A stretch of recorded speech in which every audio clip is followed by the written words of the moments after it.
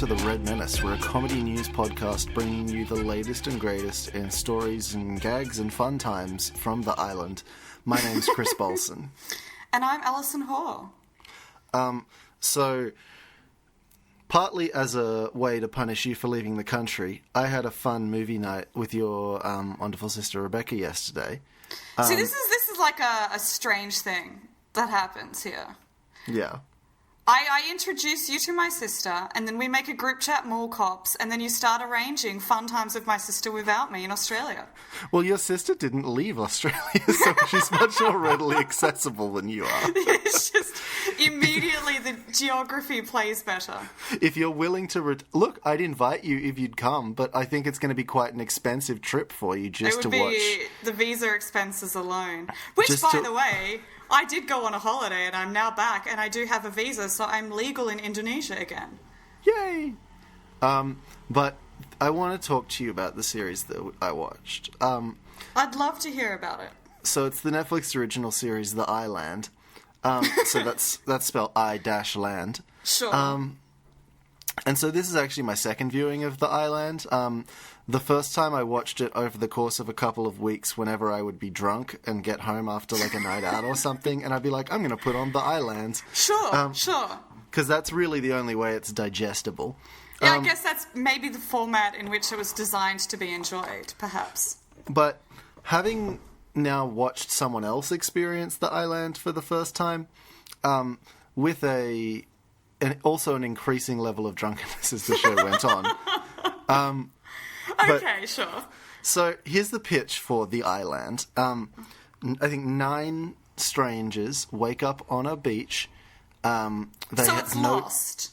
They have no memory of who they are or how they got there. They are all immediately extremely rude and hostile to each other. Okay. One of them attempts to sexually assault one of them within 20 minutes of the show starting. I'm sorry? This begins a running theme of this extremely poorly made and poorly written show dealing with topics that are so far outside of its reach. Okay,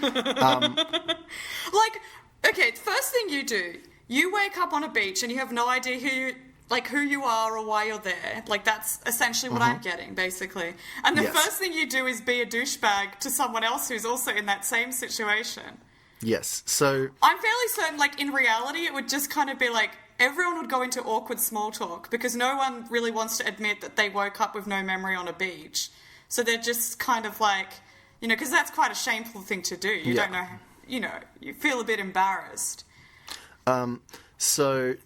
I need to say another thing is that, so we watched this in Dolby Vision HDR with Dolby Atmos surround sound, and I've got to say... That's a good way to experience a cinematic masterpiece. It really brings to the forefront just how cheap this show is.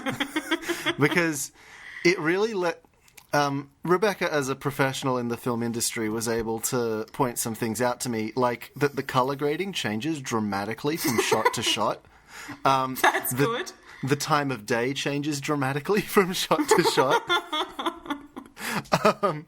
This supposedly, a desolate island, there will just be, obvious spotlights. Well, that's good. That's good. From an audio one, some of the dialogue is obviously ADR'd, because they'll have... I love ADR.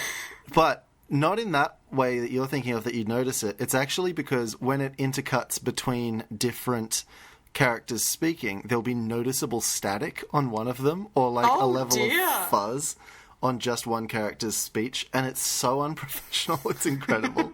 It reminds me of the movie... that I believe we've talked about, which includes Noah Centineo and the dating app, which has some very obvious ADR scenes in that one. Similar level of production quality. Whole sections, a whole character has been dubbed over in that movie, I'm fairly certain.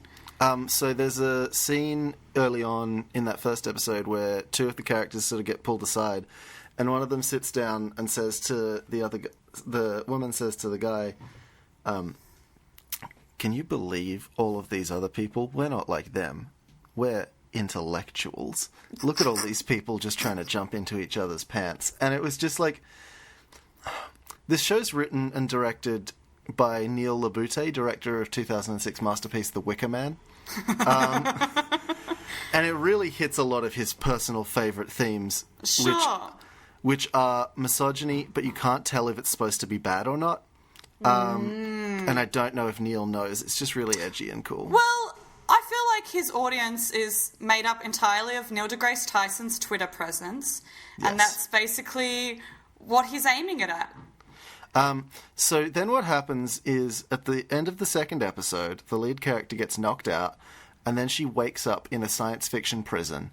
And it turns out that... So they're just expediting the plotline of Lost into a few episodes. No, it's much weirder. Okay, sure. Then right. it turns out that the island is actually an elaborate virtual reality simulation for death row inmates.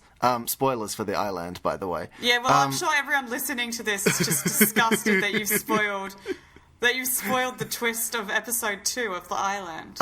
But The Island just does it... No, this is episode 3, so you have 2 episodes of largely inconsequential fighting. Sorry, so like all of the sex and the where intellectual happened within the first 2 episodes? That happens in the first 20 minutes. Okay, sure, right, I get it. So then... Oh, and also people keep finding things in the sand, just because. It's like... The Sims Castaway Stories. The Sims 2 Castaway Stories. That's basically what it is. Except if that turned out to be an elaborate virtual reality game for death row inmates, run by a man that made Rebecca question, is it possible to be racist against Texan people? Because that's... that's what it is. It's like the Texan guy from The Simpsons. Is that the characterization that I should be picturing? Quite similar. He has an obviously plastic sheriff's badge on his... But the best part of the show... The best part of the show is when one of she then goes back into the virtual reality game, where there is no stakes because it doesn't follow Matrix rules, and if you die, you just wake up. That's no fun. I think. Not that it's ever clarified, but that is what happens. That's the implication. Yeah. But there's at one point one of the characters tries to escape and gets on a raft and gets mauled by a really, really bad fucking After Effects shark. Okay, and sure. She wakes up on the 2 land, spelled like Roman numerals 2-land, because, plot twist, it hasn't been called the Island, it's been called the One Land. Oh, boy! That just blew my mind. And Neil thinks that's really, really clever. That's so clever, Chris. So this is the best scene in the whole show. Okay. She wakes up with her... she then passes out and wakes up and her hand is bandaged. And in front of her is a bowl and there's a piece of wood beneath it and someone has scratched into the piece of wood very deeply chicken soup, which she then starts to eat. And then someone comes up to her and reveals to her that it's in fact not... says... There's no chickens on this island, and she takes the bandage off her hand, and her fingers are gone. And what? She's been eating her own fingers. Okay. And if this sounds incoherent, It's the funniest reveal I've ever heard. There's no chickens on this island. And then you unwrap your hand, and there's no fingers. Yes. So it's a cinema masterpiece, the One Land. And you should all watch The One Land. It's a Netflix original series. It's the most batshit crazy thing I've ever seen in my life. Netflix original series, either... They can go one of 2 ways, right? And Netflix original movies. They can either be extremely, disgustingly high budget, that it's just sometimes they're too high budget, and you think this could have been done in a more low-key way, and it still would have been good or just as better, if not better. Exactly. Like some of the random Netflix original shows that they've just put way too much effort into, like, the costumes and aesthetics, and it looks very Netflix original. Well, it's because they want every show to be Game of Thrones, and they haven't done it yet. It's like, for example, the 2 Paul Rudd show. That was a great show, but it didn't need to be as high-budget looking as it was, because... No, I get that.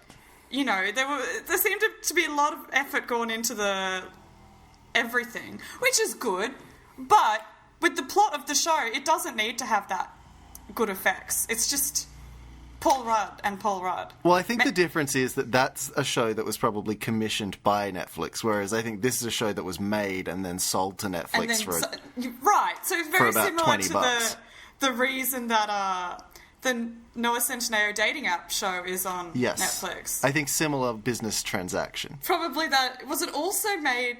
Well, obviously it wasn't in this case because we know who the director was. It was made I was going to say, was it also made by like a 40-year-old Christian lady as her university project? No, it was made by Neil Labute, a real fucking scumbag. Do you have a story for me, Alison? Should I start off with some wild content? Let's. So this one's been floating around a lot. And this is from, the 23rd of October. But actually, I think the story itself has been going around a bit longer than that. But I just felt like we really need to bring this story into our podcast because it's just the best story I've ever heard in my life. Okay. This actually comes out of China. And I'm reading from metro.co.uk just because there's about 100 million different versions of this story I could choose. I chose this one exclusively for the headline. Cool. So I'm going to jump right into that headline. Hitman hires hitman who hires hitman who hires hitman who hires hitman who tells police. I'll read that again. Hitman hires hitman who hires hitman who hires hitman who hires hitman who tells police. So it's 5 hitmen deep in this... we're 5 hitmen deep, yeah. Chain of hitmen. And then the last one's a narc. The last one's a fucking narc, and he's going to get fired from the hitman consolidated. Now, the picture that's included, which is from, AFP, the news agency, and essentially what I can see in this picture is it's in a courtroom. There are a lot of police standing there in the background, and in front of all of the police lined up are 5 hitmen, I presume they're the hitmen, wearing jail uniforms. So, firstly, that's a great movie premise. 5 hitmen get sent to the same prison at once, and they all... Who's gonna make it out? Hunger Games rules. Exactly. Secondly, I really love this, neoliberal, I'm gonna delegate my hitman job attitude. Well, that's exactly what's happening. That's exactly what happened in this situation, Chris. Can you imagine if they created, a tasker to try and be like, hey, I just need someone, I'll pay you $30 an hour, I just need you to help me kill this person, because I've got a lot on today, and I just don't really, it's not going to fit into my schedule. Weapons will be provided, you can just pick them up from my house, keys are under the mat. Yeah, sure. Bring me one of their fingers and we're good. That's basically what went down here. So I'm gonna jump into the story because, that's what happened. So it says, 5 hitmen have been jailed for attempted murder after each one avoided carrying out the contract themselves so they could make a profit. Chinese businessman Tan Yo-hui was looking for a hitman to out a competitor, Wei Mo, and was willing to pay 2 million yuan, which is £218,000, to get the job done. Okay. The hitman that Mr. Yo-hui hired decided to offer the job to another hitman for half the original price. The second hitman then subcontracted to another hitman, who then subcontracted to a fourth, who gave the job to a fifth. I'm extremely confused by this chain of events, because surely if being a hitman is your job, you would rather just do the hitmanning and get paid $2 million instead of paying someone else half of that to do your job. Maybe he had a lot of contracts on, and he accidentally double booked himself. And he was look, I've got to... I don't know. Because sure, yeah, maybe he doesn't actually kill anyone. Maybe he's always subcontracted it out to other people. He's like the hitman middleman. But he didn't realise that he was subcontracting out to another middleman who was contracting out to another middleman. Would it be hit middleman or middle hitman? Hitman... Middle hitman sounds fun to say. It does sound fun to say, but it also kind of sounds like you're talking about a pop star who's not really at the top of the game. They're just releasing middle hits. Oh. So like a middle hitman. That's so maybe just we called could say, a B-grade pop star. That very much is a thing Rob that exists. Thomas used to be like a top hits guy. Now he's a middle hitman. Now he's a middle hitman, and that's because he has been, instead of carrying out his own work, he's been delegating it to other people. Well, exactly. So in the last track that you heard Rob Thomas singing, that wasn't actually him. That was someone else. An AI recreation of Rob Thomas that he delegated. He's... But it wasn't actually Rob Thomas that delegated to that. He delegated it to like 7 other Rob Thomases who then delegated it to Amazon. It's just a series of them who delegate between each other until one of them will do the job. So we've got to Hitman number 5 through the subcontracting. This is my favourite part of the story, really. However, Hitman number 5 was so incensed at how much the value of the contract had fallen that he told the target to fake his own death, which eventually led to the police finding out about the plot, Beijing News reported. The businessman and the hapless assassins were all convicted of attempted murder at the court in Nanning, Guangxi, following a trial that lasted 3 years. I mean, it sounds like there was a lot to go through. I get why it would take... There's a lot of documents. There's a lot to dig through there. A lot of documents. So you've got, this guy, this businessman, the one who hasn't contracted the hit, has heard from a random hitman. This hitman's gone, hey, buddy, I'm supposed to kill you, but I don't want to, so can you fake your own death?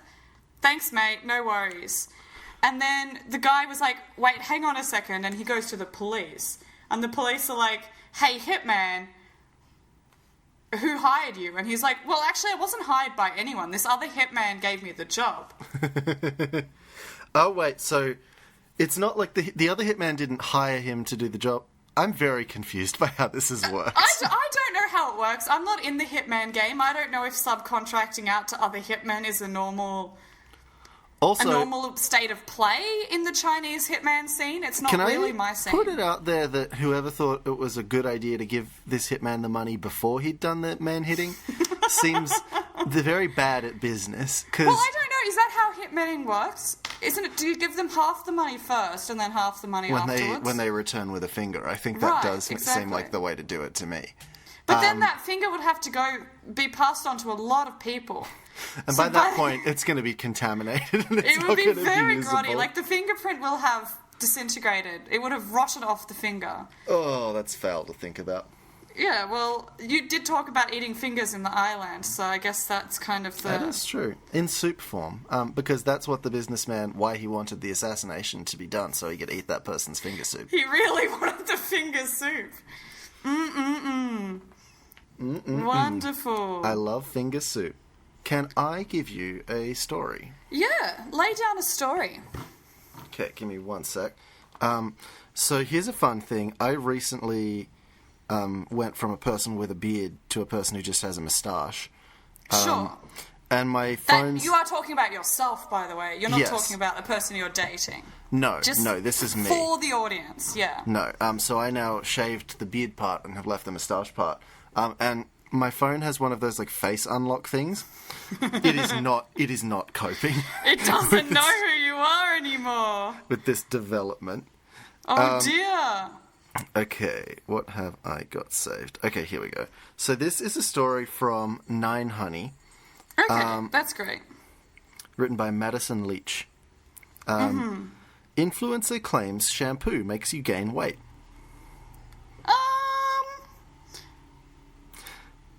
Okay, sure. I'm not sure. Correct response. I want to know the logic behind this. There's not a lot. An Instagram influencer has baffled her followers after claiming shampoo makes you... Baffled is certainly the right word. After claiming her shampoo makes you gain weight. And yes, we are just as confused as you are. Okay. Eleni Chichopoulos, who goes by Keep Your Kefi on Instagram, warned other women that their hair care routines could be the reason they're gaining weight or can't shift those stubborn kilos. Posing a photo of herself inspecting a Pantene bottle, Eleni wrote that weight management isn't just about calories in versus calories out. Even though you eat healthy and exercise every day, you still might battle the scale because of your, and this is then in all caps, shampoo. She captioned the photo. Well, I mean, I was with her until that last word, right? Because we could replace that with something like genetics, or hormones, or medications. Or shampoo. Shampoo. Now, I don't know how she's using her shampoo personally. She does drink it. What I do is I put a little bit on my hand and then I massage it into my wet hair. Now, I don't know if that's the correct way to use shampoo, but... Well, what I do is I get down on my hands and knees and I just sort of like pour it over my head. And then I sort of like shake my head violently until the shampoo covers all the hair. Like a dog. Just a dog drying off, yeah. Then I fill the bath up and I do a handstand and dunk my head in upside down to wash the shampoo off. Yeah, well, that sounds correct. I've been doing it the wrong way, I think. So give that a try. It's really therapeutic. Yeah, it does sound more... Because what I was thinking was that it was too easy to use shampoo, so clearly I'm not doing it right, you know, because it has to be difficult. Yeah, totally. She explained that obesogens, chemicals... Is that a thing? Obesogens? I doubt it. I'm gonna Google obesogens and see what comes up. But continue reading the story while I go ahead with that. She explained that obesogens, chemicals that affect how the body creates and stores fat, are to blame, claiming they can be found in most common shampoos. However, that's not the only place obesogens are hiding, according to Eleni. If her post is anything to go by, we should also be steering clear of toothpaste, grocery store receipts, shower curtains, makeup, perfume. That's a lot of... I googled obesogens, and by the way, it is a real thing. I'm just going to go into Wikipedia a little bit here. It says, obesogens are foreign compounds that disrupt normal development and balance of lipid metabolism, which in some cases can lead to obesity. Obesogens may be functionally defined as chemicals that inappropriately alter lipid homeostasis and fat storage, blah, blah, blah, blah, blah, blah, blah. So obesogens are a thing. So it checks out. So maybe it's true, Chris, that shampoo causes obesity. Not just shampoo, Alison, also toothpaste, shower curtains, receipts. Okay. Oh, well, here we go. Here's an article from Healthline. 5 obesogens, artificial chemicals that make you fat, according to writer Chris Gunners.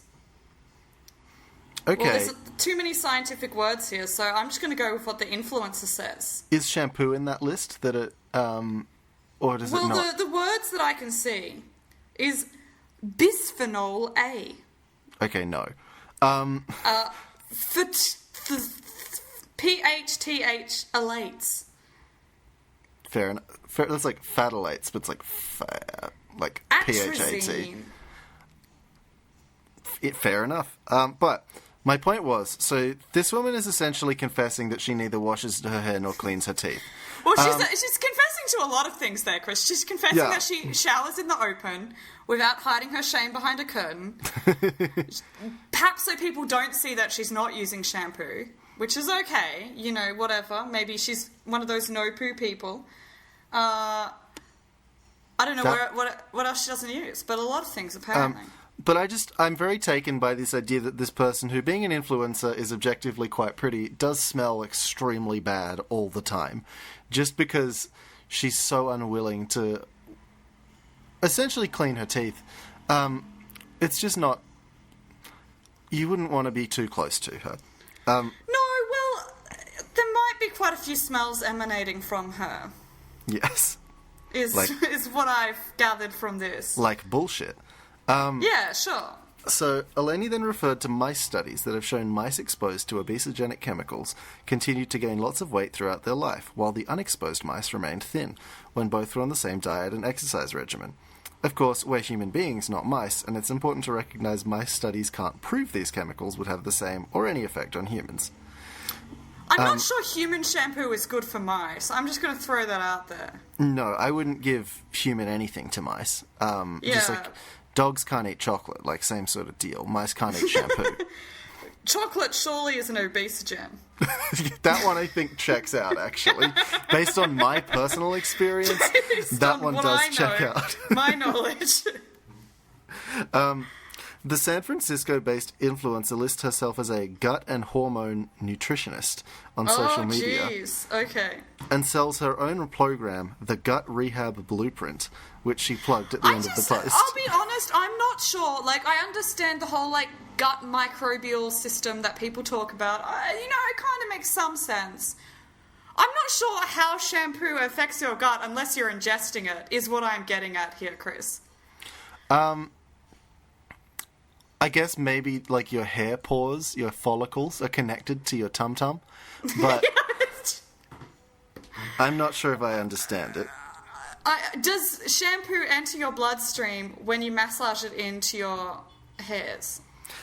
Counterpoint, do things enter your bloodstream can I do that for anything? Can I start doing drugs by massaging them into my scalp? Because yeah, of course. That sounds much more palatable than, like, smoking or injecting them. So, like yucky vegetables that you don't like, all you got to do to get the nutrients is rub them into your head. Just rub it on your head. Just, like, get that exactly. Get that nasty zucchini and just, like, rub that bad boy on your head. Yeah, absolutely. All the yucky ones. The yummy ones you can keep eating. So a lot of people then basically say this is A, fatphobic, and B, dumb and stupid. Well, sure, yeah. It's kind of both of those things. Yeah. And that's most of the story. Outside of that, her big tips for things to avoid are any fragranced products, MSG, plastic water bottles, and shampoo. Well, I'm honestly, I'm not going to avoid MSG. It's just simply not going to happen. That's where all the food that I like is. That is basically the entire food group that I like. Do you have a story for me, please, Alison? Okay, this is one... Actually, this is an article that was sent to me by the intern Anna. Whoa! My cord just fell off the... My cord... A loud noise just happened because my computer cord fell onto the ground and did smack down quite loudly. So, Whoopsie-daisy. Apologies. So this was sent to me by my intern, Anna, who has been very kindly sending me stories while I was away on holidays. That is nice of her. So I'm reading from Vice News, Okay. and this is by Nicole D'Souza. But again, this story's been going around, so it's probably in a lot of other places as well. And so, anyway, Australian water rats are eating the hearts out of cane toads with surgical precision. What the fuck? We've talked about cane toads on this podcast before. Alison, almost every week without fail, you bring me some horrorcore shit.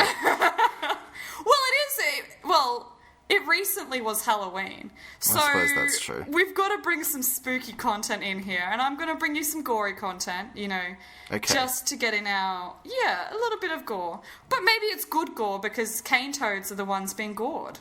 That is very true. I would love to see a Saw movie that stars all cane toads.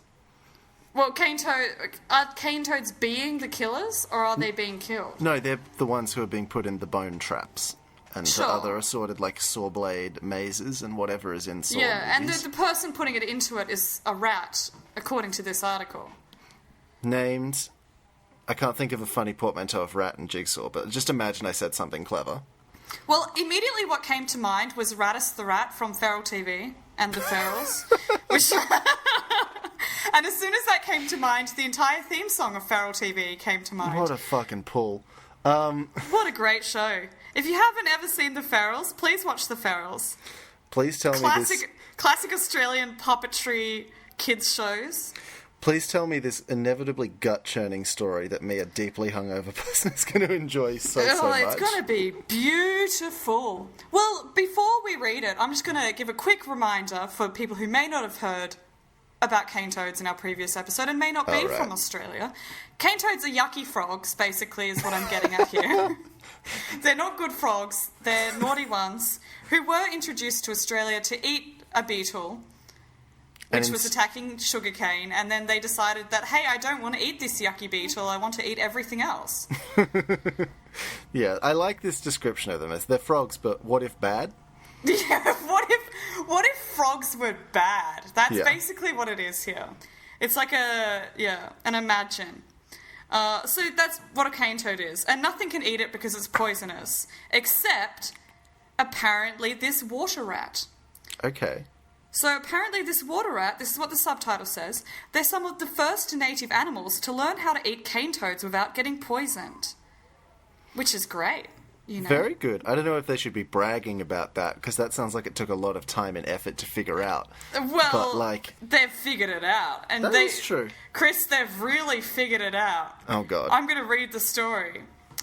You might not like rats. You might have seen them bobbing around in a nearby urban river system and assumed that they're rats carrying traditional plague-carrying scents. But Australia's native water rats are actually called racali and are only distantly related to their European cousins. And now scientists are finding evidence that Australian racali are learning how to hunt cane toads, making them some of the first native species to do so without getting killed. Why would you want to, though, is my question. What about that fit creature looks appetizing? Chris, we as human beings, we take a lot of animals that are poisonous and deadly, and we go, I kind of want to eat this. And we figure out elaborate ways of preparing those poisonous, deadly animals to make them not poisonous and deadly. You know what? That is true. And apparently rats are doing the same thing. It's the thrill of the hunt that you Exactly. We're like, look, I know a sea urchin will kill me, but what if I tried to eat it? Yeah, I get and that. And same with the puffer fish, anything. What if I ate it? Yeah. Platypus toes, like so dangerous, but everyone loves eating platypus toes. Exactly. I know this will poison me and I will probably die, but what if I ate it? But YOLO. That's basically the human mind. So basically what's happened here is rats are becoming human. Rats have learnt to YOLO. They're like, look, all our friends died when they ate that frog, when they ate that yucky frog, but I want a piece of that. Boy, do I. Not me. I'm not going to die. I'm different. I'm not like other rats, you say, as you take out your teeth and surgically cut open the rat to eat its spleen. Cane toads have been ravaging Australia's ecosystems since they were introduced from Central America in the 1930s. When threatened, cane toads excrete a lumpy white neurotoxin from orifices around their heads in what's known as parotoid glands. That is the worst sentence I've ever heard in my life. Really, I'm going to read it again. No. When threatened, cane toads excrete I already feel sick. A lumpy white neurotoxin Allison, from orifices. I'm having cold sweats right now. I'm going through menopause. I don't know if they could have written that sentence in a grosser way. Oh, I want to die. It's like they described the texture and the colour of the neurotoxin. They used the word excrete. Excrete's never and good. Orifice in the same. They've essentially described this creature which sweats what can only be described as brain cum. Oh, God. Out of its pores, and that's just the worst shit I've ever heard. Yeah, and it's really grotty. These animals need to be put down. Yeah, well, we're going to get into that soon. Yeah. We'll get into the slaying soon, but I'm going to continue reading this description of cane toads because I feel like, it's punishment. It's punishment. When cane toads migrate into new areas, our native predators hunt for them as they would any other frog, only to die of a respiratory paralysis a short while later. But it seems native water rats have realised that certain parts of cane toads are toxin-free and are only eating those parts. Reproductive biologist Dr. Marissa Parrott was working in the Kimberley region of Western Australia, where she witnessed firsthand the damage cane toads inflicted on the local wildlife. Animals such as the yellow-spotted monitor and the endangered northern quoll were facing population collapse, while large predators such as crocodiles were being found dead with comparatively tiny cane toads found in their stomachs. That's kind of badass, actually, that a That cane is toad is pretty able to badass. kill. If I could kill a crocodile by letting it eat me, I'd think about it. That your last act on Earth Would be to kill a crocodile. would be to kill a crocodile. That's some fucking That's metal. pretty That's sick. metal shit. That's metal. Yeah, exactly. That you know you're going to die, but you feel satisfied knowing the crocodile will also I'm die gonna take in a this fucking situation. crocodile with me. Stick the knife into the crocodile and leap off the cliff with it, saying, "Not today, buddy." And then we both, And then you both fall to your death, but you feel satisfied because it's a pretty badass way we to go. both fall through the ground and into hell. Yeah, Yeah, so it says these animals have never seen a cane toad before, Dr. Parrott explained to Vice over the phone. I don't know why they had to specify that it was over the phone, but whatever. Weird. So they would assume that it's similar to a native frog, pick it up, eat it, and then die. Then, while working near a creek in Emma Gorge, she came across something surprising. I found a number of very large dead cane toads, and all of them were lying on their backs with almost surgical-type incisions down their chest. Every day I went there, there were up to 5 new bodies. That's so fucking scary. It's really spooky. That's some Wolf Creek shit. Could you imagine you're the scientist, you just head on down to Emma Gorge, and every day you're just seeing 4 or 5 new dead cane toad bodies cut open with surgical precision. I would assume that there's like a psychopathic toddler living nearby. Like, I can't... for sure. For sure. It's like Blair Witch Project level things going on here. Yeah. Absolutely. She added, we found that in all of the cane toads, the heart and liver had expertly been removed, and the gallbladder, which contains the toxic bile salts, had been removed and placed outside of the body. What the fuck? Yes! So not only are they, like, cutting open the cane toad to eat the hearts and liver... They've essentially they've disarmed this frog bomb. And they have. They really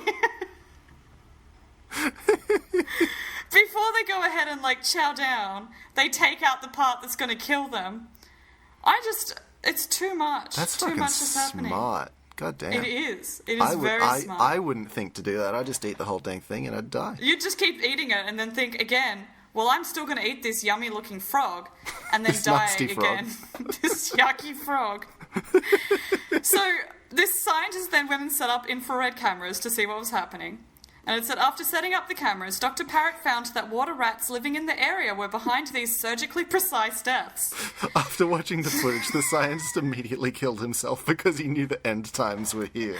He knew that, like, this is what we've got to expect in the future. This is what rats are coming to. Fuck. This is such, like, this is the opening act of a horror film. I can see it in front of me, and we're all goners from the rats. Yeah, absolutely. I'm not going to read a lot of this story, because this goes on a lot more, and it's basically going on the same thing, but there's a few more choice parts that I feel like we need to read. Okay. So, apparently the cane toads only moved into the area 2 years ago, by the way, and this native rat, within 2 years, has adapted to know the killing technique to appropriately disarm and kill it, which is very good. And this is what the scientist, has to say. She says, within just 2 years of cane toads moving into the area, they had already learned how to disable, kill, and eat something that had killed so many other predators in the region. I just have to imagine that in the, like, Secret Life of Pets 3 or whatever, when there is this water rat, I want it to be voiced by someone with a thick German accent. Oh, and, yeah. like, because it's like, it's got to have that scary mad scientist kind of vibe going on. Yeah, absolutely. And he's just wielding scalpels all the dang time. And he's like, like a fucking ninja on those cane toads. Secret Life of Pets 3 is rated R. It's very grim. For frog violence. We've got, like, rats going out there and, like, surgically removing organs from yucky frogs. I think it would be better than the existing films, so... Well, I haven't seen any of the films, so I'm not one to comment on a masterpiece before I've watched it. Fair. I'm going to just read this last little bit. So it says, while Dr. Parrott couldn't quite get an up-close view of how the rats were killing the toads, she believes they most likely sliced open the toads' chests with their teeth, which are less poisonous than their backs. That's the chests, that is. Okay. The rat would then remove the desired organs with their paws. The dead toads were almost exclusively large ones, believed to be targeted for the payoff of their bigger organs, and the fact it was easier for the rats to avoid the toxic gallbladders, according to Dr. Parrott. Just like... Firstly, of course they don't like to be watched. They need to take them to their Dexter cave. Oh, yeah, they look around themselves, they see a camera, and then they turn around so their ratty back is obscuring the camera. And you can just see, like, little spurts of toad blood coming out. This is very yucky, Chris. Oh, I'm fully... Yeah, no shit, Alison. No fucking shit. But good on these frogs, right? Oh my we found God. a natural solution to the problem. I suppose that is true, even if it's the most horrific natural solution that I've ever heard. Even if it's the most grim story. These smart little ratty boys have discovered how to dismember another living creature to avoid their poison glands. And that's slightly scary. I'm slightly spooked about where the future's going for humanity. Oh yeah, we're fucked. We're done. Can I bring you a story sent to me by my dear daddy? By your dear daddy. My dear papa. Great. Thanks, Dad, for this one. It's in the Sydney Morning Herald. This is written by Alec Lun. Alec Lun. Eagle spends $160 a day texting home. The eagle? The Eagle. Okay. A steppe eagle has nearly bankrupted a Russian bird tracking program with roaming text messages after it flew to Iran and began transmitting backlogged GPS data. Scientists from the Siberian Environmental Center were first to turn to online crowdfunding, with donations flooding in since the story made the national news. Named Min after its birthplace near the city of Minsk, the steppe eagle was fitted with a GPS tracker powered by a miniature solar panel in 2018. It is one of 13 eagles being tracked for a project by the Russian Raptor Research and Conservation Network to better understand what threats the birds face during their migration south to countries in Africa, the Middle East, and Central Asia. Outfitted with a mobile phone card, the tracker takes an eagle's location 12 times a day and texts the coordinates to the researcher's number in 4 messages. If the bird is outside the mobile coverage area, as is often the case, it stores the data to text once it comes back within range. Oh, God. Oh, no! After spending most of the northern summer out of the coverage in western Kazakhstan, Min flew to Iran so quickly earlier this month that its tracker still couldn't get a mobile connection. Once it landed in a rubbish dump near Iran, it began sending hundreds of text messages of GPS data, costing the program's shoestring budget up to 7,000 rubles a day. Someone really didn't think through this plan. No, they did not. Bird can go wherever bird wants. Birds go a lot of places. Each text from Iran is priced at 49 rubles. Oh, no. About 25 times more than in Russia and 3 times more than in Kazakhstan. Oh, jeez. Min's data quickly used up all of the researcher's phone credit, which had already been depleted by 2 other eagles that flew to Iran, Tajikistan, and Turkmenistan.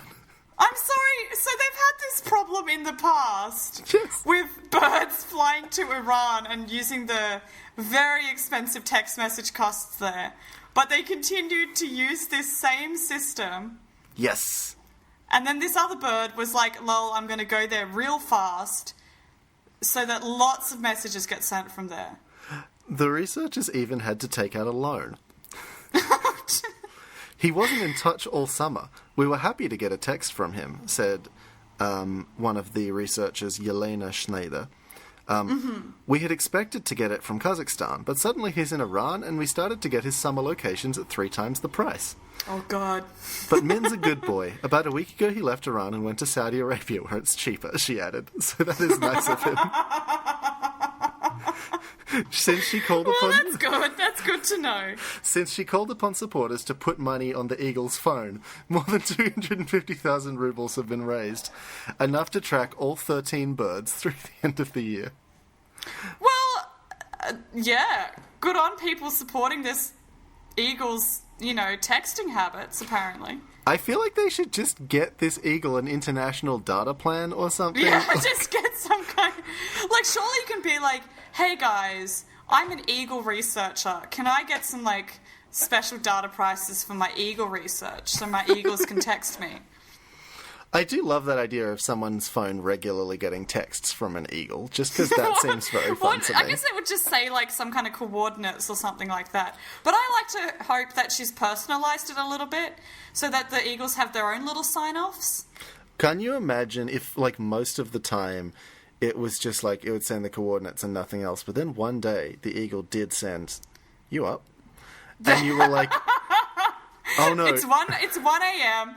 and you get a "you up" with a wink from the eagle. Not only has the eagle become sentient, it's also become horny at the same time, Absolutely. Which, firstly, if horrifying animals do ever gain that ability, that is 100% the first thing they will do.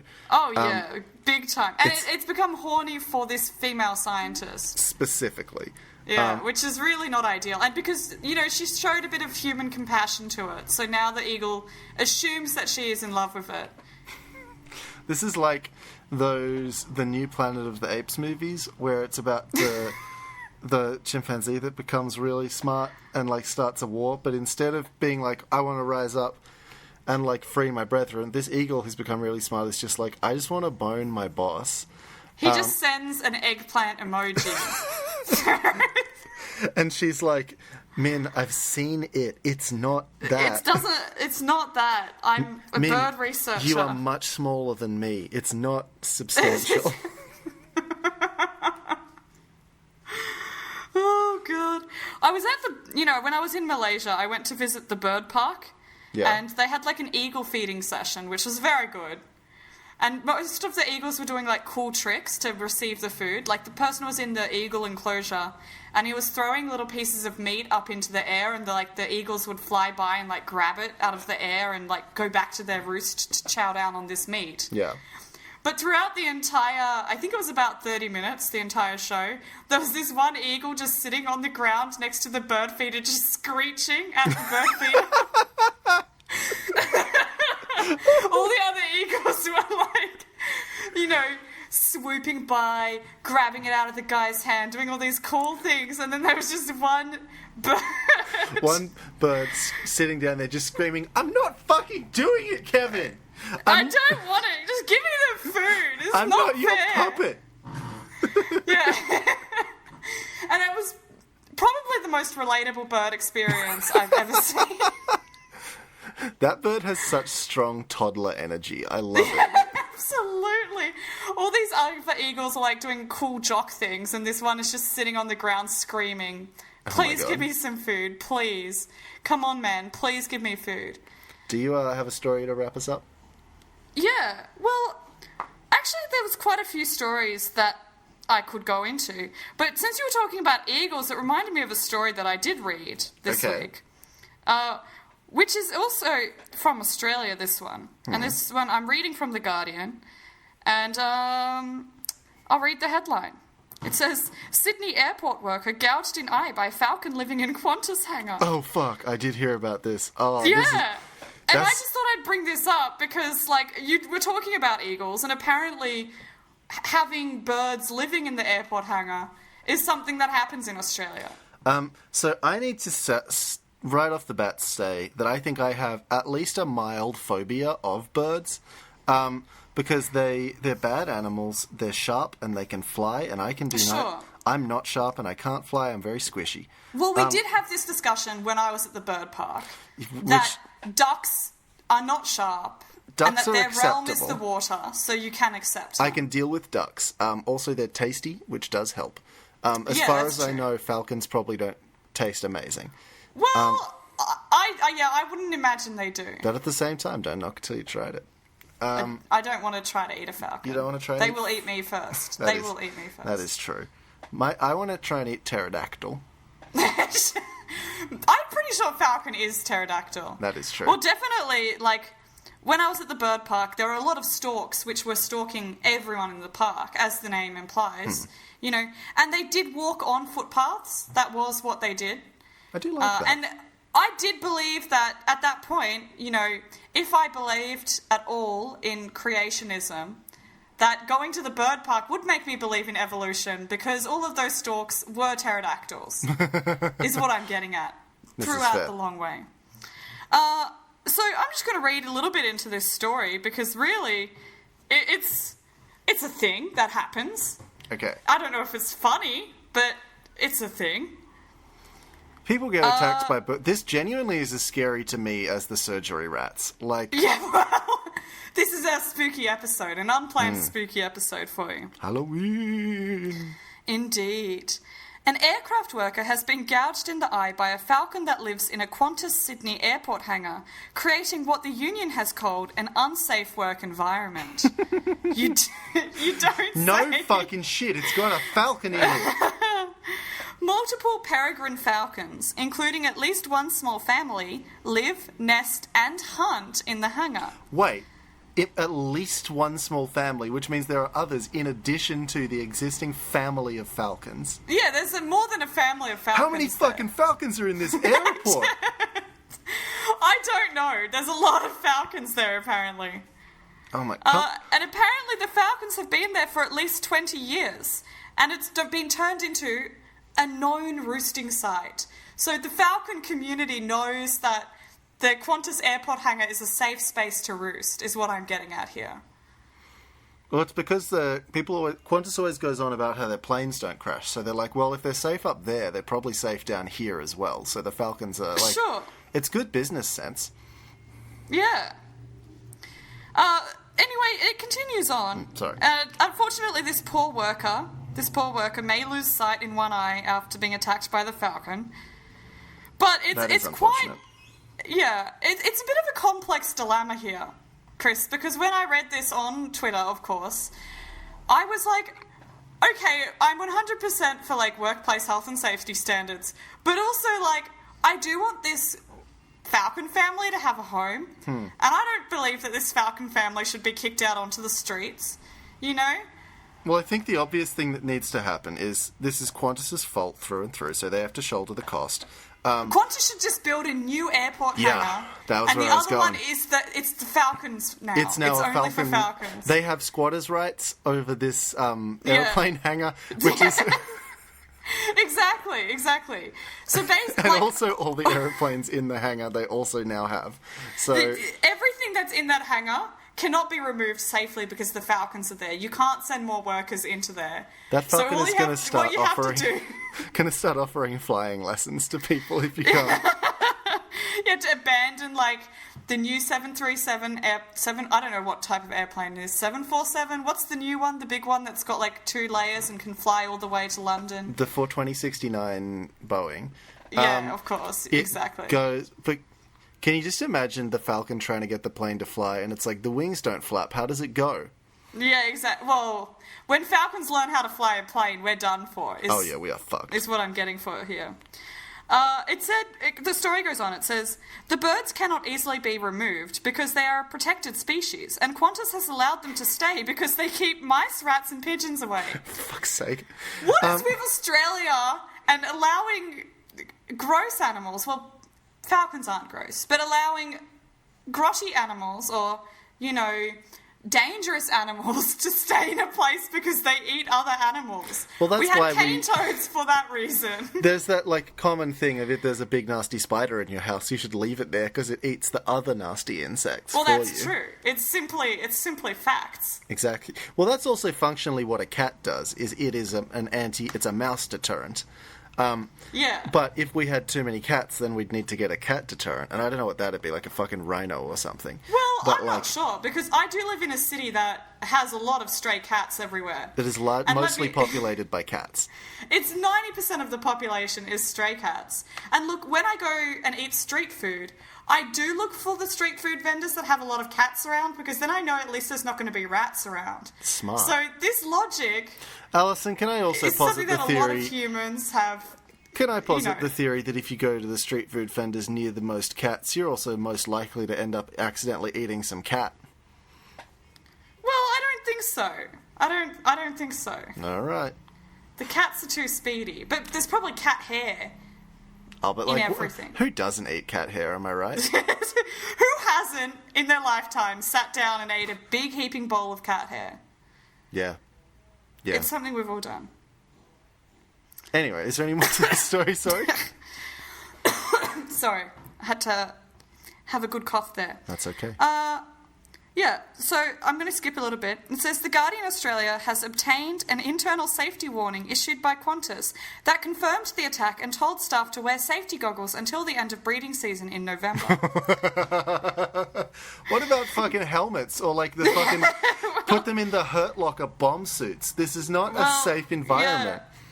They're sharp animals. They're very pointy animals. But look, I agree with the safety goggles thing. I think wearing safety goggles around pointing things that can gouge your eyes out is generally a good idea. Well, I do that all spring just because of magpies. So, like, Sure. I've been wearing safety. A lot of people look at me and they're like, wow, he wears sunglasses a lot. And it's like, no, these are for protection. These are for protection. And you also walk around in a bicycle helmet a lot, I've noticed. Oh, yeah, all the time. My hair is... It really accentuates the dad energy that I now have from this moustache. Absolutely. And this is what the warning said. It said, maintain clearance from any falcon activity. If you are swooped or observe the falcon, please report the location and activity observed. They should just attach a SIM card to it and get it to phone home every 20 Well, seconds. the falcon's going to board a plane and go to Iran and send very expensive texts if you do that. So I think it's probably not a good idea. They only got a local data plan and you can't upgrade it without bringing the SIM card itself back to the store. Their SIM card is locked to a specific service provider. To and a specific Falcon. Yeah, it happens to be a very expensive service provider that they've got, so it's not ideal. Shall we wrap up? Let's wrap up. Thank you, everybody, for listening to our podcast that we make for reasons. You can find us on Twitter or Instagram at Red Menace Cast or on Facebook at The Red Menace Podcast. You can find our merch, our wonderful sick merch, at tpublic.com. Just search The Red Menace Podcast. Sure. Thank you, everybody, for listening. My name is Christopher Bolson. I'm very famous and successful. And I said my name at the start of the podcast, so if you want to hear it, you've got to go back and listen to this whole thing again. Whole second time. Thank you in advance for that. Time. Yeah. All right. Thank you, everybody, for listening. Good luck and good night. Goodbye. I'm going to go throw up now.